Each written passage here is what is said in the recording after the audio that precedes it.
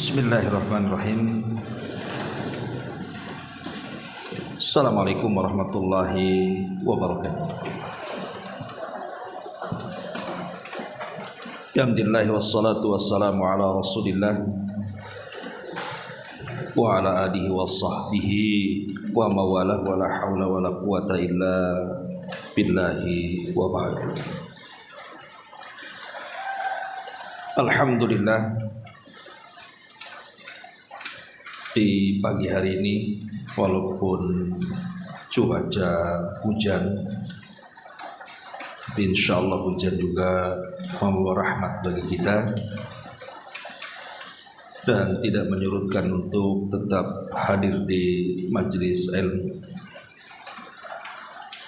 Salat dan juga salam tentunya kita hadiahkan kepada Rasul kita Nabi besar Muhammad sallallahu alaihi wa ala alihi wasallam. Ma'asyiral muslimat yang dimuliakan Allah Subhanahu wa taala. Pembahasan di pagi ini kita akan membahas amalan-amalan yang luar biasa keutamaannya kalau kita lakukan setelah sholat fajar sampai terbit matahari. Ma'asyiral muslimat yang dimuliakan Allah Azza wa Jalla, sholat fajar sendiri adalah sholat yang sangat istimewa dalam Islam, dan banyak sekali keutamaan kalau kita membahas tentang keutamaan salat fajar. Salah satunya Nabi sallallahu alaihi wasallam mengatakan, man shallal baradaini dakhalal jannah. Siapa yang menjaga salat al-baradaini, maksudnya salat asar dan subuh, dakhalal jannah, maka Allah Subhanahu wa taala janjikan orang ini akan dimasukkan ke dalam surga. Bahkan lebih daripada itu, keutamaan di dunia juga luar biasa. Kata Nabi sallallahu alaihi wasallam, man shallal fajra fahuwa fi dhimmatillah. Barang siapa yang menjaga salat fajar, maka dia akan berada dalam lindungan Allah Subhanahu wa taala. Jadi kalau kita melaksanakan salat subuh tepat waktu, tentu bagi laki-laki ke masjid, wanita cukup di rumah dan di masjid juga boleh, maka Allah Subhanahu wa taala memberikan jaminan satu hari itu Allah Subhanahu wa taala akan menjaga orang yang menjaga salat fajar. Artinya sepanjang hari mulai daripada subuh sampai terbenam matahari, maka tidak ada yang memadaratkan dia orang-orang yang menyakitinya. Entah orang yang hasad ketika hasad, orang yang dengki ketika dengki, orang yang hendak menyakiti ketika menyakiti, dan begitu seterusnya, karena dia berada dalam penjagaan Allah Subhanahu wa taala. Bahkan Nabi sallallahu alaihi wasallam mengatakan, yata'aqabuna fikumul malaikah, malaikatul laili wa malaikatun nahar, wa yajtami'una fi salatil fajri wa salatil asr. Allah Subhanahu wa taala mempergantikan silih berganti para malaikat-malaikatnya untuk mencatat amalan kebaikan hambanya. Ada malaikat malam yang mencatat kebaikan di malam hari, ada malaikat siang yang mencatat kebaikan di siang hari, dan dua malaikat ini berjumpa di dua salat, salat asar dan salat fajar. Tapi anehnya, keutamaan yang sangat besar sekali. Banyak orang-orang yang tidak tertarik dengan keutamaan ini. Makanya Nabi SAW sampai mengatakan, afqalus salati 'alal munafiqin salatul isya'i wa salatul fajr. Salat yang paling berat dilakukan orang munafik itu adalah salat isya dan salat fajar. Walau ya'lamuna ma fihima la atauhuma walau habwan. Padahal kalau seandainya mereka orang-orang munafik tahu keutamaan salat isya dan fajar itu, tentu mereka akan mendatanginya walaupun dengan cara merangkak. Luar biasa. Bahkan Nabi SAW menjanjikan orang-orang yang menjaga salat fajar itu hatinya akan tenang, hatinya akan baik, dan akan dijauhkan dari semua permasalahan dunia. Bahkan di antara sebab dari sebab-sebab melimpahnya rizki itu salat fajar sendiri, dan banyak ya keutamaannya. Dan yang paling besar tentunya adalah dari semua keutamaan orang yang menjaga salat fajar adalah ru'yatullahi azza wa jalla, di mana orang dijanjikan oleh Allah Subhanahu wa taala akan memandang dia kelak pada hari kiamat. Itu kenikmatan yang luar biasa bagi orang yang melaksanakan salat fajar. Tapi yang ingin saya jelaskan bukan keutamaan salat fajar, kan ini kan sesuatu yang ma'ruf, sering dijelaskan. Yang ingin saya jelaskan adalah ada beberapa amalan yang kalau kita lakukan setelah salat fajar, pertama, Allah akan luaskan rizki. Yang kedua, Allah Subhanahu wa taala akan berkahi kehidupannya. Bukan hanya kehidupannya, hartanya, keluarganya, usahanya, dan apapun yang dilakukan. Kemudian yang ketiga, akan mendapatkan pahala sebanyak-banyaknya. Jadi 1 jam setelah fajar ini keajaibannya luar biasa. Nanti kita akan jelaskan apa saja amalan yang harus kita lakukan setelah salat fajar ini. Pertama, hindari tidur. Hindari tidur setelah fajar. Karena di antara petunjuk Nabi SAW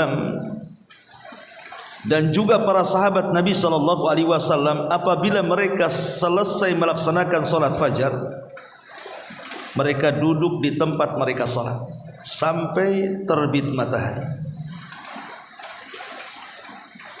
Dijelaskan dalam Sahih Muslim dari hadis Sammak ibn Harb, dia mengatakan, aku berkata kepada Jabir ibn Samurah, akunta tujalisan Rasulullah sallallahu alaihi wasallam.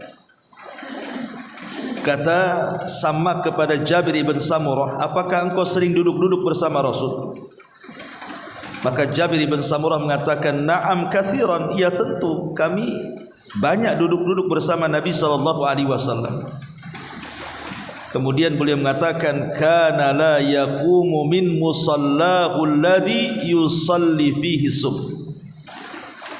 Kata Jabir ibn Samurah, Nabi itu tidak pernah berdiri pergi dari tempat salatnya selesai salat fajar, hatta tatlu asyams, sampai matahari terbit. Fa idza tala'atis syamsu qama, apabila telah terbit matahari, barulah kemudian Nabi sallallahu alaihi wasallam berdiri. Kemudian selepas itu para sahabat Nabi SAW mereka pun saling berbincang-bincang soal masalah-masalah jahiliyah yang dulu pernah mereka lakukan. Terkadang sebagian mereka tertawa dan tersenyum. Artinya bahwa tidak tidur setelah salat fajar dan tidak beranjak dari tempat salatnya itu kebiasaan Nabi. Itu kebiasaan para sahabat Nabi SAW.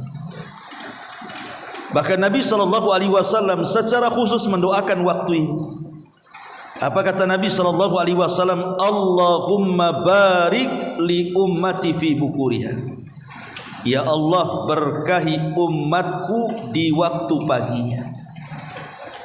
Bayangkan sampai ada doa khusus. Rasul memberkahi di waktu pagi. Artinya di sini orang-orang yang mereka tidur setelah subuh berarti tidak terkena doa Nabi di sini. Dan orang-orang yang terbangun setelah sholat subuh kemudian tidak beranjak dari tempatnya berarti dia terkena hadis ini. Dia akan mendapatkan banyak berkah dalam hidupnya. Makanya wajar kalau Nabi SAW sering saya jelaskan, kalau mengutus pasukan perang tidak pernah mengutus kecuali setelah fajar. Karena di situ adalah waktu berkah. Waktu yang sangat berkah sekali. Adapun hukum tidur setelah fajar itu sendiri menjadi khilaf ulama. Ada yang mengatakan makruh, ada yang mengatakan ya tidak ada masalah, tapi afdolnya tidak tidur. Tetapi kata Imam Ibnul Qayyim rahimahullahu ta'ala dalam kitabnya Zadul Ma'ad, dia mengatakan naumus subhi yamna'ur rizqa li'anna dhalika waqta tutlabu fihi al-khaliqatu arzakiha wa huwa waqtu qismatil arzak. Tidur setelah subuh, kata Imam Ibnul Qayyim rahimahullahu ta'ala, itu bisa mencegah rizki. Karena di waktu itu Allah subhanahu wa ta'ala sedang membagi-bagikan rizkinya kepada hambanya. Dan senada dengan yang dikatakan Al-Hafidh Ibnu Hajar rahimahullahu ta'ala dalam kitabnya Fathul Bari, wa qad warada anna rizqa yuqassamu ba'da salati subhi wa annal a'mal turfa akhirun nahari. Dan telah datang riwayat bahwa rizki itu Allah bagi setelah salat subuh, dan amal itu akan diangkat di akhir siang, waktunya di waktu asar. Maka kalau kita melihat ya, jangan cerita ajaran Islam. Saya pernah mengajar di Singapura. Saya lihat orang-orang sana ya, itu pagi-pagi buta itu sudah bangun. Kemudian mereka pun sudah pada keluar, dan jalan mereka lebih cepat daripada jalan kita. Kalau kita jalan santai-santai, dia sibuk sekali. Untuk apa coba? Untuk mengejar rezeki. Dan itu mereka bukan hanya orang Islam, orang-orang kafir. Dan Allah subhanahu wa ta'ala berikan rizki pada mereka. Kalau orang-orang kafir saja Allah berikan rizki di waktu pagi mereka, harusnya yang harus dilakukan perkara ini kita orang Islam harusnya, bukan mereka. Karena memang ini ajaran Islam masalahnya. Berpagi-pagi mengejar rizki itu ajaran Islam. Karena Nabi SAW yang bersabda dan mendoakan khusus umatnya, Allahumma barik li ummati fi bukuriha. Ya Allah, berkahi umatku di waktu paginya. Maka amalan yang pertama, jangan tidur setelah fajar. Apalagi ada hadis yang disebutkan oleh Imam Ibnu Hibban dalam sahihnya. Nabi SAW satu hari lewat, kemudian dilihatnya Fatimah sedang berbaring. Maka Nabi SAW mengatakan kepada Fatimah, ya Fatimah, qumi washhadi rizqa rabbik. Wahai Fatimah, jangan malas, bangun, kejar rizki Rabbmu. Wala takuni minal ghafilin, dan janganlah engkau termasuk hamba-hamba Allah yang lalai. Fa innallaha yuqassimu arzaqan nas ma baina tulu'il fajri ila tulu'i syamsi. Karena Allah Subhanahu wa taala sedang membagi-bagi rizkinya mulai dari terbit fajar sampai tenggelam matahari. Hadis ini dikeluarkan Al-Imam Baihaqi. Lihat dalam riwayat Rasul mengatakan baqirul ghadaw ay as-sabah fi talabir rizqi fa innal al-ghudwa barakatun wa najahun. Kata Nabi SAW, berpagi-pagilah kalian mengejar rizki, karena berpagi-pagi mengejar rizki itu adalah keberkahan dan keselamatan. Lihat bagaimana Nabi SAW mengajarkan kepada umatnya untuk tidak malas maksudnya. Maka sebaiknya seorang muslim tidak tidur setelah fajar. Ini yang pertama. Yang kedua, banyak-banyaklah mengucapkan doa yang agung sekali. Doa ini doa yang sangat berkah. Kalau bisa ibu hafalkan, karena pendek masalahnya. Dan doa ini mencakup semua keutamaan.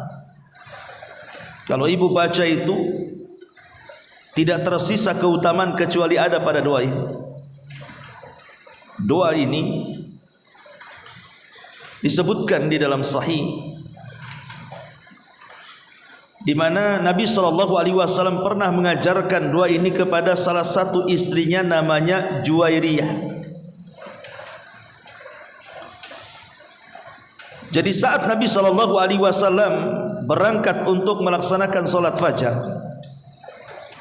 maka Juwairiyah solat di rumahnya. Kemudian kebiasaan Rasul tidak pulang setelah solat fajar sampai waktu duha, sampai terbit matahari dan meninggi. Maka setelah itu Rasul SAW pulang dan menemui salah satu istrinya Juwairiyah. Kemudian kata Nabi SAW, ya Juwairiyah, engkau tidak beranjak dari tempat solat? Namanya ibu di rumah ada musola khusus, ataupun tidak ada musola khusus, mungkin ada sejadah yang biasa dibentangkan kalau solat ya di situ, tidak pindah-pindah gitu maksudnya. Ibu solat subuh di situ, kemudian tidak beranjak dari atas sajadah itu. Entah baca Quran, entah berzikir, entah apalah istilahnya dari ketaatan kepada Allah Subhanahu wa taala sampai waktu duha.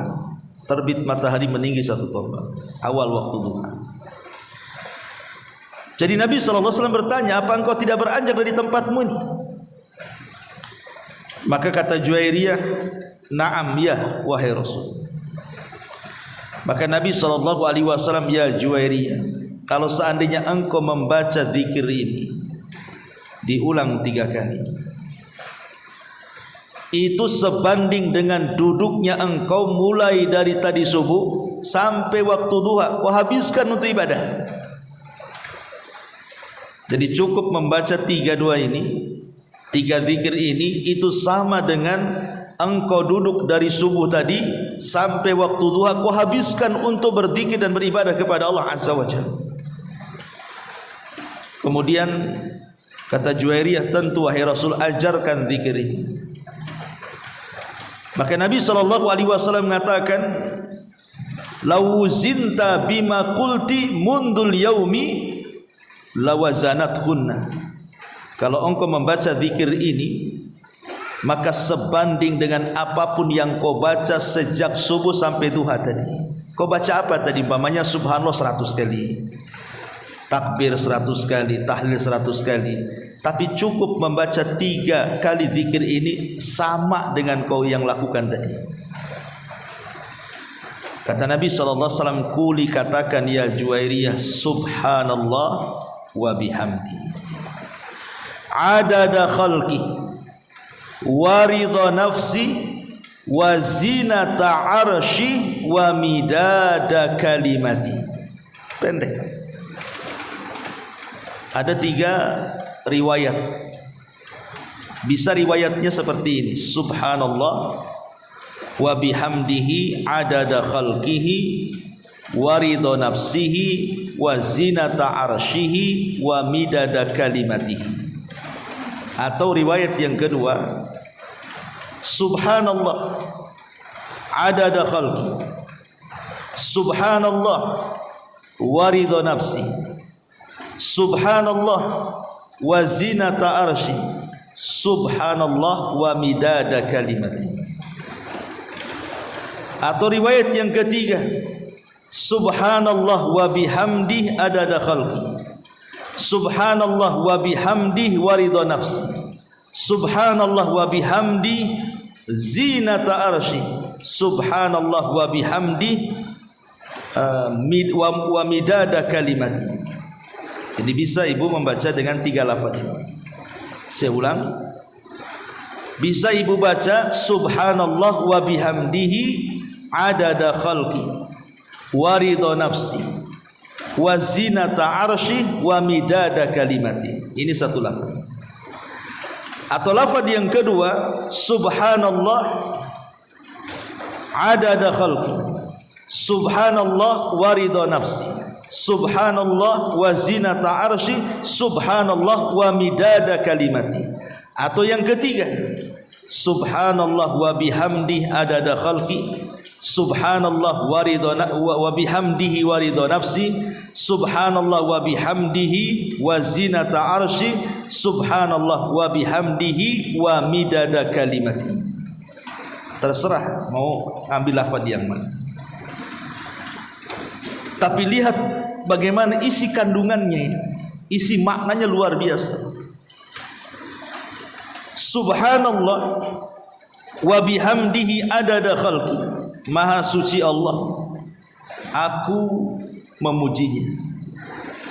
Adada khalqi, sebanyak makhluk yang Allah ciptakan.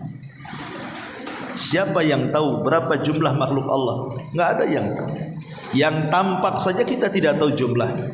Satu makhluk saja kita tidak tahu jumlahnya. Semut tahu jumlahnya? Tidak ada yang tahu. Apalagi semua hewan yang ada di daratan, yang ada di lautan. Apalagi bebatuannya, kerikilnya, berapa jumlahnya, siapa yang tahu? Belum lagi manusianya, belum lagi jinnya, belum lagi malaikatnya. Maha suci Allah, aku memujinya sebanyak makhluk yang diciptakan. Maha suci Allah, aku memujinya wa ridha nafsi, sejauh keredoannya. Ibu datang ke sini ke pengajian, atau mungkin ibu tadi sholat subuh, yang sholat subuh, atau mungkin yang membaca Quran, yang berzikir. Apa coba tujuannya? Tujuannya satu, supaya mendapatkan redhonya Allah. Dan kalau Allah sudah redho dengan kita, Bu, itu semua akan dilapangkan hidup kita. Kalau Allah sudah redho dengan kita, kita akan dilapangkan hidup. Makanya di sini Maha suci Allah, aku memujinya sejauh keredhoannya, kerelaannya. Maha suci Allah, aku memujinya seberat timbangan arsy-Nya. Siapa yang bisa menimbang arsy? Makhluk yang sangat besar, bahkan makhluk terbesar. Tidak ada makhluk yang lebih besar melebihi arsyur Rahman, arsy-Nya Allah. Karena kalau seandainya kita bandingkan seluruh langit dan bumi serta kursinya, kemudian dibandingkan dengan arsy-Nya, sama dengan melempar cincin di padang pasir. Cincin itulah kursi dan seluruh langit dan buminya. Padang pasir itu arsy-Nya. Siapa yang bisa menimbang arsy? Tidak ada yang bisa. Maha suci Allah, aku memujinya seberat timbangan arsy.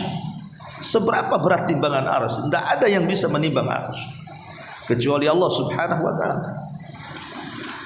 Maha suci Allah, aku memujinya sebanyak tinta tulisan kalimat-kalimatnya. Bahkan Al-Quran mengatakan, kalau seluruh pohon yang ada di bumi ini, Bu, ibu jadikan pena. Berapa banyak tuh? Semua pohon yang ada di bumi ini, ibu jadikan pena. Kemudian tintanya 7 lautan. untuk menulis kalimat-kalimat Allah, ma nafidat kalimatu, tidak akan selesai kalimat-kalimat itu ditulis. Walaupun 7 lautan menjadi tintanya, seluruh pohon menjadi penanya untuk menulis, itu lautan sudah habis, sudah tidak bertinta lagi, kalimat-kalimat Allah tidak bisa kita tulis lagi. Masih banyak lagi kalimat-kalimat. Lihat bagaimana kandungan zikir ini, Bu, ini luar biasa. Makanya ulama sangat menganjurkan, sebenarnya bukan hanya dibaca selepas subuh saja, dibaca kapan saja. Tetapi kalau seandainya dibaca setelah subuh itu lebih baik lagi, karena memang Rasul mengajarkan zikir ini kepada Juwairiyah setelah sholat subuh, ya. Dan ini juga kalau seandainya mungkin satu waktu ibu tidak bisa duduk dari mulai subuh sampai duha karena mungkin lelah letih, malamnya capek gitu ya, atau kemarin ibu kerja kurang istirahat, maka ibu bisa baca zikir ini kan 3 kali. Itu sudah cukup sama dengan ibu duduk dari subuh sampai terbit matahari kan. Ya, tapi tentu orang yang duduk dari subuh sampai terbit matahari dengan berbagai macam ibadah yang dilakukan plus dengan zikir ini jauh lebih baik maksudnya.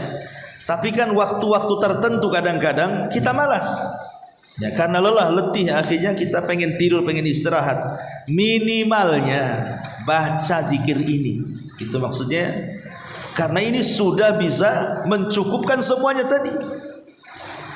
Kalau seandainya ibu berzikir nih, baca subhanallah 100 kali, takbir 100 kali, tahlil 100 kali, semua dibuat 100 kali atau lebih daripada 100 kali, dengan membaca zikir ini sudah mewakili semuanya.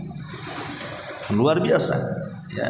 Dan zikir ini mudah dihafal. Subhanallah wa bihamdihi adada khalqi wa ridha nafsi wa zinata arsy wa midada kalimati. Kan pendek kan ya, masa enggak hafal? Kalau uang aja hafal, zikir masa tak hafal, ya. Jadi ini yang kedua, jangan tinggalkan zikir ini. Tentu ini selain zikir daripada pagi dan petang kan, ya. Karena zikir ini ibu akan meraup pahala sebanyak-banyaknya. Bayangkan, sebanyak makhluk yang diciptakannya, sebanyak keridhaannya, seberat arasnya, sebanyak kalimat-kalimat yang dituliskan. Berapa tuh pahala yang akan didapat coba? Ini yang kedua, jangan pernah tinggalkan zikir ini. Yang ketiga, amalan di waktu selepas subuh itu adalah jangan pernah meninggalkan sholat syuruk. Yang sering saya jelaskan, sholat syuruk itu sholat 2 rakaat selepas matahari terbit meninggi 1 tombak. Karena kita tidak boleh sholat ketika terbit matahari, karena orang-orang para penyembah matahari sedang menyembah matahari. Kita jangan sampai dengan mereka, jangan sampai sama dengan mereka, maka biarkanlah meninggi dulu sedikit, baru kemudian kita sholat 2 rakaat.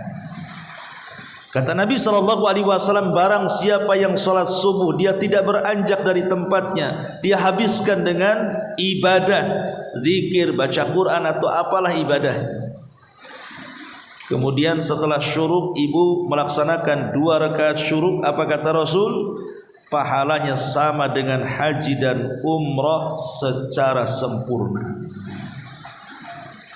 Kalau ibu berangkat haji, berapa biayanya? Berangkat umrah mungkin agak murah, itu pun masih mahal juga. Iya kalau ada waktu, terkadang tidak ada waktu. Iya kalau sehat, terkadang tidak sehat. Iya kalau waktu cuacanya tepat, terkadang tidak pula cuaca itu mendukung. Banyak terkadang terhalang orang untuk haji dan umrah itu, entah dari biaya atau kesehatan. Tapi cukup melaksanakan sholat syuruk, mulai dari subuh kita melaksanakan subuh, kemudian tidak beranjak kita gunakan untuk ibadah. Kemudian setelah matahari terbit meninggi 1 tombak kita lakukan 2 rakaat syuruk, kata Rasul, pahalanya ka ajri hajjati wal umrati taman, seperti melakukan ibadah haji dan umrah secara sempurna. Rasul sebut 3 kali dalam riwayat ya. Ini amalan yang ketiga, lakukan selepas subuh. Kemudian amalan yang keempat, bersedekah. Karena setiap pagi dan juga Allah Subhanahu wa taala akan utus 2 malaikat setiap pagi. Allah akan utus 2 malaikat. Dan 2 malaikat ini dua-duanya berdoa. Apa doanya? Ya Allah, berikan balasan kepada orang-orang yang bersedekah dengan berlipat ganda. Kemudian malaikat yang satu, ya Allah, tahan rizkinya bagi orang yang bakhil dan tidak mau sedekah. Lihat bagaimana para malaikat setiap pagi mendoakan kepada orang-orang yang bersedekah. Maka biasakan bersedekah. Makanya sering saya nasihatkan, kalau bisa ibu itu punya celengan lah di rumah. Bisa lah pakai kaleng, pakai apa gitu kan. Di situ ditulisi infak masjid, infak anak yatim, infak du'afa wal masakin umpamanya kan. Tulis entah ada 2 atau 1 atau 3 celengan.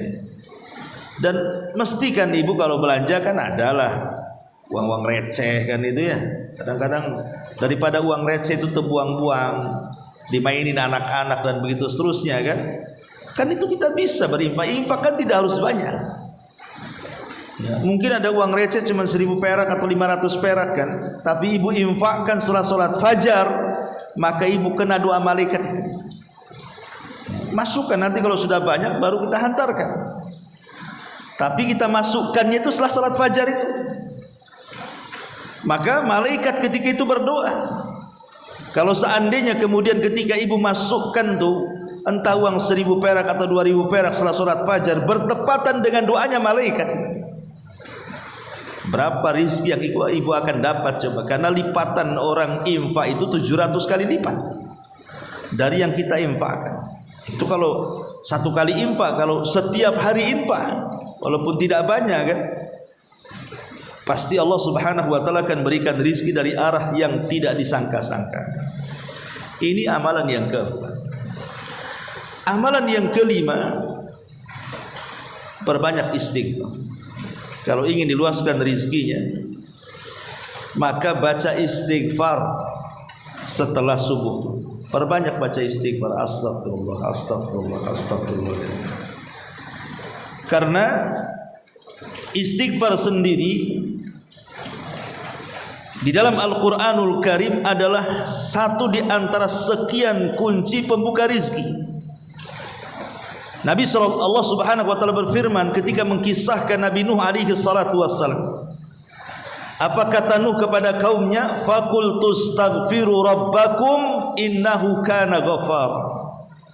Yursilis samaa 'alaikum midrara wa yumdidkum bi amwalin wa banin wa yaj'al lakum jannatin wa yaj'al lakum anhar.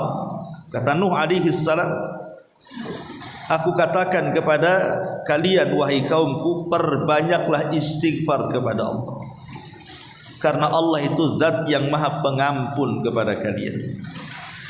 Maka siapa yang banyak-banyak istighfar, kata Nuh kepada kaumnya, yursilis sama alaikum midrar, Allah akan hujani kalian. Dengan hujan itu berkahlah kalian. Wa yaj'al lakum yursilis sama alaikum midrara wa yumdidkum bi amwalin wa banin. Allah akan perluas harta kalian dan Allah akan perbanyak keturunan kalian. Wa yaj'al lakum jannatin wa yaj'al lakum anhara, dan Allah akan suburkan tanaman-tanaman kalian dan Allah akan aliri sungai-sungai kalian. Lihat faedah istighfar. Bahkan dalam sebuah hadis khusus Rasul mengatakan, man lazimal istighfar ja'alallahu min kulli dhikin faraja. min kulli dhikin makhraja wa min kulli hammin faraja wa razaqahu Allahu min haitsu la yahtasib. Kata Rasul, barang siapa yang melazimkan istighfar, maka Allah akan keluarkan dari kesempitan kepada kelapangan, dari kebingungan kepada kebahagiaan, dan Allah berikan rizki dari arah yang tidak disangka-sangka. Maka kalau ingin diluaskan rizkinya, diberkahi rizkinya, perbanyak istighfar. Ini sudah amalan kelima ya. Amalan keenam, baca Quran. Karena baca Quran sendiri selain daripada menghilangkan setan dalam rumah, dan kalau setan keluar dari rumah, maka rumah kita akan tenang. Yang membuat rumah kita tidak tenang itu karena ada setannya di situ. Yang membuat rumah kita tidak ada berkahnya karena ada setannya di situ. Makanya sering saya nasihatkan, Bu, ada 2 amalan supaya rumah kita berkah. Jangan pernah ditinggalkan. Pertama, masuk rumah baca basmalah. Yang kedua, masuk rumah jangan lupakan salam. Kata Syekh Abdul Razak Al-Badr hafizahullah ta'ala, kalau tidak meninggalkan 2 perkara ini, Bu, maka ibu akan mendapatkan berkah yang banyak dalam rumah. Apa sulitnya coba? Pulang dari pengajian, masuk rumah, buka pintu, bismillah. Cuma ngomong bismillah gitu doang. Kemudian ketemu keluarga, assalamualaikum. Walaupun tidak ada keluarga tetap salam, karena malaikat yang menjawabnya. Bahkan dalam hadis Nabi menganjurkan kepada Anas bin Malik kan, hai Anas, kalau engkau pulang kepada keluargamu, fasallim, ucapkan salam. Yakunu barakatan alaika wa barakatan fi ahli, akan menjadi berkah untukmu dan berkah kepada keluargamu. Salam dan baca bismillah juga sama, karena kita tawasul dengan nama Allah. Bahkan Rasul mengatakan, apabila seseorang masuk ke dalam rumahnya dan dia tidak membaca basmalah, maka di malam hari syaitan akan berkata kepada pasukannya, kemarilah kalian, di rumah ini ada tempat menginap untuk kalian. Dan kalau dia ketika makan tidak baca basmalah, maka syaitan akan bicara lagi, bukan hanya tempat penginapan, kalian juga akan dapat makan malam. Bayangkan kalau ibu tidak baca basmalah ketika masuk rumah, tidak baca basmalah ketika makan dan minum, berapa setan tuh isinya tuh di rumah kita. Makanya nggak akan berkah-berkah rumahnya kan. Makanya penting baca Quran, karena ada hadis yang mengatakan dari Anas bin Malik radhiyallahu an, innal baita alladhi yuqra'u fihi al-Quran yaksuru khairuhu wal baitul ladzi la yuqra'u fihi al-Quran yakillu khairuhu.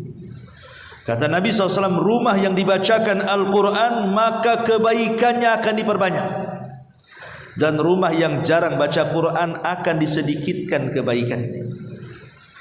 Walaupun hadis ini diperselisihkan tentang sahih dan dhaifnya, tapi syawahidnya banyak. Artinya hadis-hadis yang menjelaskan tentang keutamaan baca Quran itu banyak sekali yang semakna dengan hadis ini. Artinya kalau ibu memperbanyak baca Quran dalam rumah, apalagi selepas sholat subuh, maka ibu sedang memasukkan banyak kebaikan ke dalam rumah. Tapi kalau kita meninggalkan Al-Quran, berarti menyedikitkan kebaikan dalam rumah, artinya berkahnya dicabut. Maka ini yang keenam ya, banyak-banyak baca Quran setelah subuh. Kemudian yang nomor 7, mengingat kematian. Ingat mati. Apa kaitan ingat mati dengan diluaskan rezeki itu? Karena kalau orang mengingat kematian, yang besar menjadi kecil, yang kecil menjadi besar. Yang besar menjadi kecil, yang kecil pula jadi besar. Itu kalau ingat mati. Apa maksudnya yang besar jadi kecil?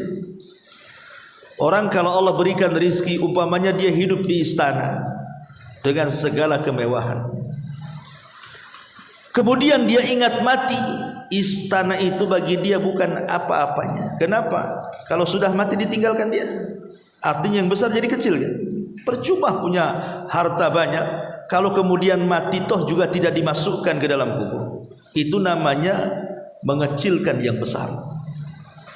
Jadi kecil istana di mata dia kalau mengingat kematian. Kalau udah mati, buat apa pula istana? Jadi sekaya apapun orang, kalau sudah ingat mati, pasti kekayaan itu kecil di mata dia, karena dia akan mati. Tetapi mengingat kematian juga bisa membesarkan yang kecil. Mungkin dia hidup pas-pasan, tetapi dia ingat mati. Dia berpikir, kan saya tidak hidup lama, buat apa juga numpuk-numpuk harta? Toh nanti ada gantinya yang lebih besar, maksudnya sorga. Akhirnya dia tidak terpikir soal yang besar kan, karena terpikirnya dia akan mati dan dia akan mendapatkan yang lebih besar daripada yang ada di dunia. Ujung-ujungnya akhirnya dia redha dengan pemberian Allah. Ketika redha dengan pemberian Allah, dia pun tenang hidupnya. Makanya Nabi SAW mengatakan, man asbaha aminan fi syirbihi mu'afan fi jasadihi walahu qutu yaumihi faka'annama hizat lahu dunya, kata Rasul. Barang siapa yang bangun di pagi harinya, dia merasa aman, dia dan keluarganya, tidak ada yang sakit, anak-anaknya tidak ada yang nakal, aman, tidak ada masalah, tetangga tidak ada yang ganggu, aman. Mu'afan fi jasadihi, Allah sehatkan badan dia, tidak ada penyakit. Walahu qutu yaumihi, dan adalah yang dimakan untuk hari itu. Faka'annamat hizat lahu dunya, seolah-olah dia sudah menggenggam dunia bihadzafiriha, dengan genggaman tangannya. Karena orang hidup di dunia ini kan cuma ini saja yang ibu rasakan. Kalau ibu dapat 3 perkara ini pasti tenang. Pertama, ibu aman, tidak disakiti suami, tidak disakiti anak-anak, tidak disakiti tetangga, plong hidupnya kan, tenang hidupnya. Itu yang ibu cari kan. Kemudian yang kedua, sehat badannya. Orang kalau sakit buat apa kaya? Sakit dia. Makan pun pilih-pilih, akhirnya nikmat Allah terkurangi gara-gara sakit. Tapi kalau badan apalagi sudah faktor U ya, sudah di atas 50 60 tuh, itu kalau bangun sehat itu senang kan, Bu? Sebab kalau sudah faktor U itu bangun sudah sakit pinggang sana pinggang sini, itu dah enggak kerasan kita hidup tuh. Ingatnya kalau nggak apotek ya rumah sakit kan gitu. Apalagi yang diingat konsultasi dokter. Kemudian ada yang dimakan, nggak pusing dengan kira-kira besok makan apa. Ada yang dimakan walaupun untuk hari itu saja. Ibu sudah menggenggam dunia, tuh apa yang dicari itulah. Sebab kalau salah satu dari 3 perkara ini hilang, lenyap dari diri kita, nggak tenang hidup kita tuh. Oke lah, dia cukup makan, cukup sehatnya, tapi tidak aman hidupnya, disakiti dengan pasangannya, stres hidupnya kan. Oke, pasangan bagus, anak-anak bagus, tidak ada masalah, tapi ibu stroke, apa-apa juga kan begitu. Oke lah, ibu sehat, kemudian aman semuanya, tak ada pula yang dimakan, stres juga kan begitu ya. Tapi kalau 3-tiganya ada, amanlah dunia itu maksudnya. Dan itu dengan cara apa? Zikrul maut, berawal dari mengingat kematian, berakhir dengan redha dengan pemberian. Jadi awalnya mengingat kematian, akhirnya redha dengan pemberian.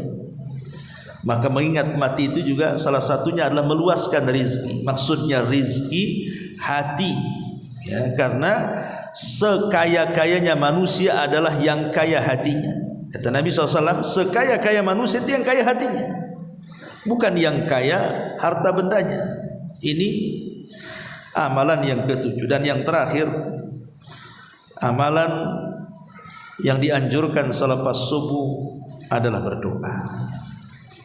minta kepada Allah. Umpamanya ibu di rumah nih habis sholat subuh tidak beranjak, nanti suami jam 7 keluar mau cari kerja, ibu berdoa kepada Allah, ya Allah langkahkan suami saya supaya dia dapat rizki yang baik, rizki yang halal, dimudahkan langkahnya, dimudahkan rizkinya, pulang dengan selamat. Begitu Bu. Karena itu rahasia rizki kita ada di situ tuh masalahnya. Doakan suami yang mau pergi kerja supaya selamat di perjalanannya, sehat badannya, balik lagi dengan selamat, menyenangkan keluarganya. Berdoa banyak-banyak. Itu waktunya waktu berdoa, karena itu waktu berkah. Makanya di sini jangan pernah tinggalkan 8 amalan ini. Inilah di antara keajaiban 1 jam selepas subuh ya. Wallahu a'lam bishawab. Ini yang bisa saya sampaikan.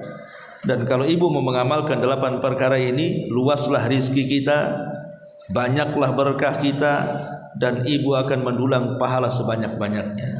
Taib, sebelum saya tutup, kalau ada yang bertanya silakan.